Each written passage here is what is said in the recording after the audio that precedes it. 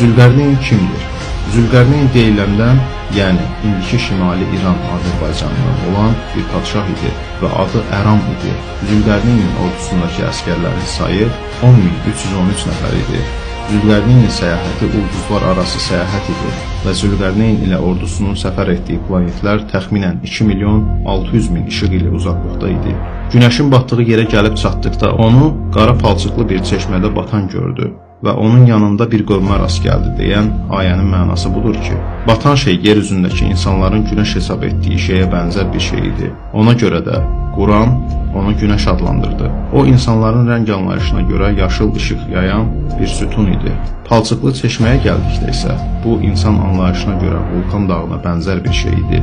Günəşin batdığı yerdə olan qövmə gəldikdə isə bu qövmü təsvir etmək olduqca çətindir. Çünki planetimizdə onlara bənzəyən heç bir məxluq yoxdur. Zülqərneynin günəş çıxanda rastlaşdığı məxluqlara gəldikdə, onların başları piranyaların başlarına bənzəyirdi və bədənləri bir-birindən fərqlənirdi. Zülqərneyn onların dilində səlis danışa bilirdi.